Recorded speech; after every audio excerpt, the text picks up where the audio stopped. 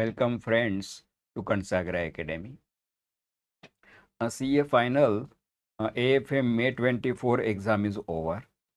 The paper was quite easy and as per prediction. So most of the students have fared well. And students, let me tell you that ICI will be reasonably liberal in giving results also. So it's a very good news for you. You can definitely expect very good results. And friends, for your remaining papers, audit and etc. So for from me and Aditya sir, we wish you all the best. Friends, in this video, we will quickly analyze the paper and we will also discover a few interesting patterns. First of all, students, uh, if you remember, in February and March, we had published a few videos relating to exam preparation on our YouTube channels. We have two channels, Hindi medium channel and English medium channel, and almost equal content quality videos we publish on these channels in different languages. So friends, there was one video, a question wise ABC analysis. In that video, we had suggested a very effective preparation and revision strategy that okay, you can classify chapters into ABC analysis definitely, but a more effective way is to classify questions into three categories: category A, B, and C. Category A questions are repeat questions when they come in the exam for the first time. Then when the same questions repeat in the exam, we put that in category C. And when novel questions come up for the first time, which the students consider difficult, so then we put them in category B. So if you go this way, friends, then the 100% paper, 100% questions in the paper, including MCQs, they were from category A. So this makes the paper basically easy. When majority questions are from category A, so we can classify the paper as easy. And when the category B questions are relatively more, so then the paper is classified as difficult, means novel questions, friends. Okay. So and further, there were a few more videos. One video was relating to paper structure that we had published after the ICI had released May 20, MTP, March MTP for May 24 exam. So therein we had predicted the paper structure. So the paper structure in this exam was exactly as per that. And thereafter there was one video relating to chapter wise weightage. Let me show you the chart of that video. This type of, if you remember, we had garnered many views, almost 12,000 views in the Plus English on relating to that video. So this type of, and here say friends, for each chapter I had suggested two types of ranges: minimum maximum range and target range. Say for example, for the chapter mergers and acquisitions. So see, these are the exams. These are basically SFM exams. The last year syllabus was changed in 2017. And then from May 18 to November 23, these exams were conducted for 6 years in outgoing SFM, and then from May 24, AFM is there, friends. So then these are the chapter wise marks, how many questions were asked from that particular chapter. Say for mergers and acquisitions, here maximum weightage was 18 marks. You can see 18 marks in January 21. The minimum was 0 in November 20. So for mergers and acquisitions, minimum maximum range is 0 to 18. But when we prepare in the classes, so we recommend a target range of 8 to 10. So similarly, these are target range and minimum maximum range. And now here in this question, May 24 exam, almost for all chapters, the questions were as per the target range, friends. So let's see that. See, let's start with the first chapter. The first chapter is advanced capital budgeting. Friends, here there was one question on optimum replacement cycle, category A question, repeating, asked in the past also. In fact, it is there in CA Inter FM syllabus also. We have made one video, common topics for CA Inter FM and CA Final AFM. This question we had discussed in that video also. So 8 marks question. So it is total weightage from this chapter was 8 marks. And it was well within the target range of 8 to 10. Let me quickly show this question to you from the question paper. See, this is the question towards the end, this question. Machine used and this type of table, and you have to determine the optimum replacement cycle, friends. Okay, so there was only one question from ACB. Then from equity valuation, business valuation and security analysis. Friends, these three chapters, they are separately given in your ICI module, but we have clubbed them together because if you study the related chapters, logically related chapters together and in the logical order, then your preparation is smooth and your amount of time invested in the study is also very less. So if you see, if you study conceptually, then your revision will also become very fast and there you will not feel any burden in that. So that is our teaching strategy. We make the concept clear perfectly and then we are extremely exam oriented. So with us, friends, you can very easily prepare all the chapters and with the minimum time and maximizing your marks, friends. Okay, so there was one MCQ from economic value added and market value added, that is a part of business valuation. So it is 6 marks. Then there was one question, this was case scenario MCQs, the economic value added and market value added related. Okay, then there was one question, see in the question, if you see, let me show you in the question paper.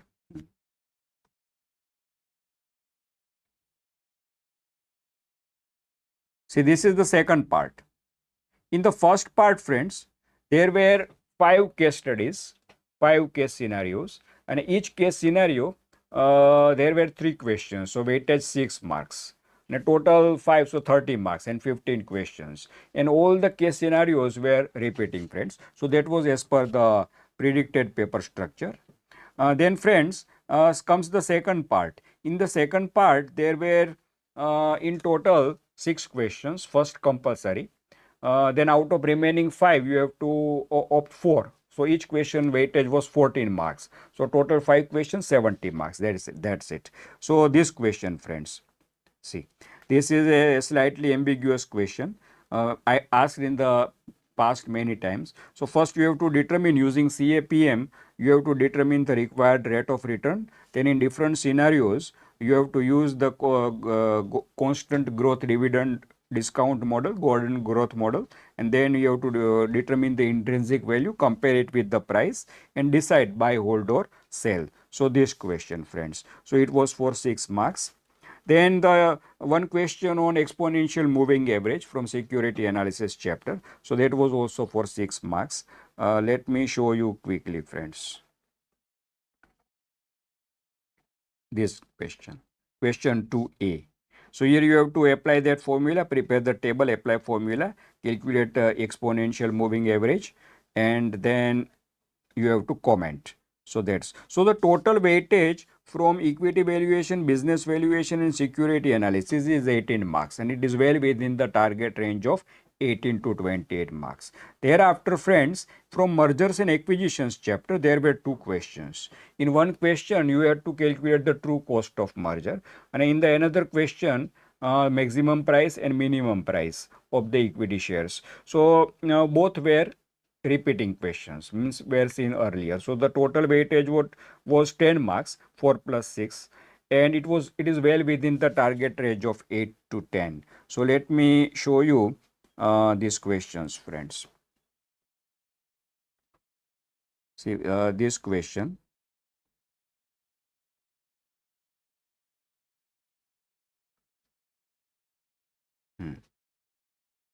In this question, PQ Limited to acquire RS Limited.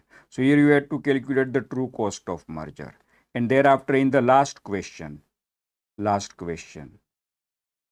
6B, that is XYZ Limited, the minimum price and maximum price of per equity share which ABC Limited can offer, and here accordingly. So that question, friends. Okay. So thereafter, okay. Then friends, the from portfolio management chapter, there was one case scenario, MCQs. So 6 marks for that, beta and systematic risk. Okay. Then friends, there was one question on calculating risk and return of the security, then of the portfolio, then constructing the minimum risk portfolio, minimum variance portfolio, you are aware. So that was a repeating question asked earlier. Fixed formula you have to apply. So let me show you, friends, quickly that question. This question, friends, this minimum risk portfolio. Quite easy question, friends, 8 marks.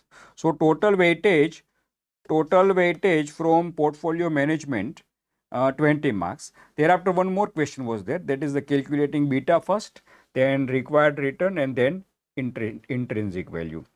For treasury bill return was given and all that. So then total weightage 20 marks including MCQs. So it is well within the target range of 8 to 18 marks. Then friends, from mutual fund chapter, there were two questions relating to NAV calculation, each of 4 marks, and they were repeating questions. So the total weightage 8 marks and within the target range of 8 to 16. Then from the, friends, value at risk, VAR, there was one case scenario, MCQs, 6 marks question. So generally target the 4 marks question used to be asked for VAR calculation or some theory. This time it was a 6 marks question because it was in MCQs, friends. Then from derivatives, there was one case scenario. So 6 marks MCQs from futures, and there was one problem, you remember that buying call option and buying put option. That is called the strangle strategy, and you have to calculate the payoff and the profit.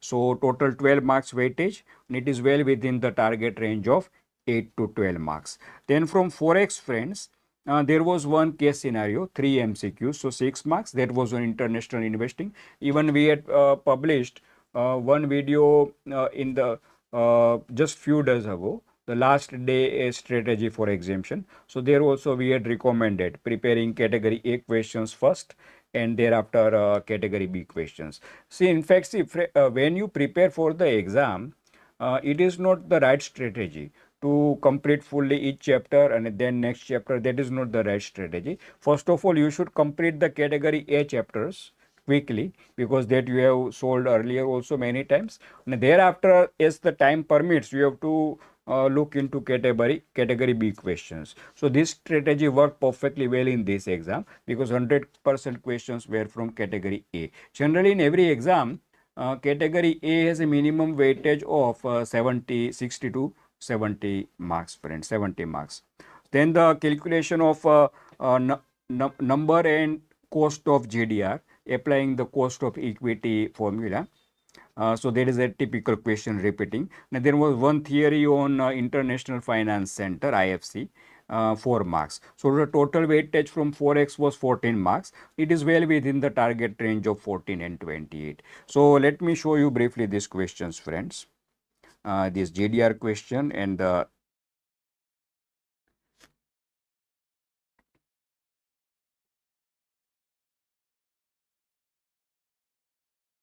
this question, friends, this Forex. There was one case scenario also. Okay.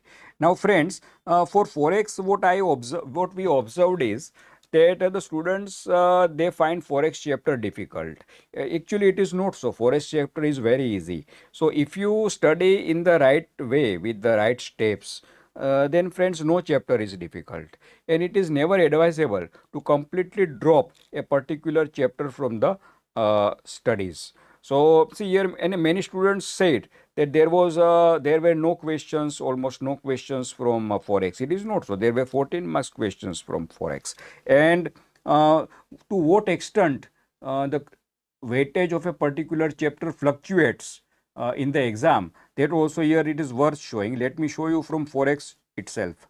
See, from the Forex, for example, you see the minimum maximum range is 13 marks and 32 marks. 32 marks in which exam? Let's see. 32 marks means it is December 21. See, in December 21, this is December 21 exam. So 32 marks of questions were asked from the Forex. Then in 13 marks, see, this is the lowest figure, the lowest weightage of Forex. That happened in May 23, exactly 1 year ago. Thereafter, see here, this is the beginning, May 18. In November 18 and May 19, there was the weightage of Forex was 24 marks each. And here also 32 marks weightage. So see, this is the way the fluctuation takes place. 13 marks to 32 marks, minimum maximum range, and target range is 14 to 28. So friends, never drop the whole chapter from your studies. Never do this mistake. In each chapter there are easy category A questions. You must attempt study those, include those questions in your studies. Then friends, bonds, there were no questions. In fact, in the past also, from the bonds chapter, in many exams, have been no questions. So this is quite okay. Target range for bonds is 4 to 8 marks. From interest rate risk management, there was one question on interest rate cap, you are aware, typical repeating question, 10 marks. So here also the marks is much more than the just settlement was to be calculated. And the questions were also easy, repeating, not only repeating, but there also the questions were relatively easy, because some complex questions are also repeating, but they were not asked. So this is also well within the target range of 4 to 8. Then from theory chapters, friends, the total weightage was 12 marks. We had given a predicted a range of 12 to 20 marks, and we were expecting an average of 16 marks, but we got 12 marks theory. That is fine. Now, out of 12 marks theory, 4 marks was Forex. It is quite repeating theory. Then in other pure theory chapters, there are 3 pure theory chapters. Financial policy and corporate strategy, there was one question of 4 marks on interface. Then from reasons for startup growth, that is from startup finance. And then securitization, similarities between tokenization and securitization. So that is the pure theory chapters, and here the target range is 8 to 12 from these three chapters, and we got 8 marks theory questions, friends. So that completes the analysis of May 24 exam. Now friends, will this easy pattern continue? So let's look what happened in the past. So here, for example, let me show you. Okay, here the last time the syllabus changed in November 7 in 2017. Thereafter 4 exams, say May 18, November 18, May 19 and November 19. In these 4 exams, 100% repeat questions were asked in 3 exams. In May 19 also, 87% questions were repeating. So these first 4 papers were quite easy. So it happens sometimes, friends, that the first few exams in the new syllabus are quite easy, and the result is also quite liberal. Maybe the institute may be propagating the new scheme or new course and trying to attract the students. So you are all going to get benefit of all this, friends, and wish you all the best, me and Aditya sir, for your remaining exams once again. And friends, our question banks are under preparation. In fact, in our question banks, we classify questions into categories A, B, and C. And it is prepared in such a way that all questions are classified concept wise and in categories. So your preparation and revision time is drastically reduced. And as I told you, you will find with us in step 1 conceptual clarity, and in step 2 exam oriented teaching. So both will reduce drastically your preparation time and make the things very easy for you. Thank you very much, friends.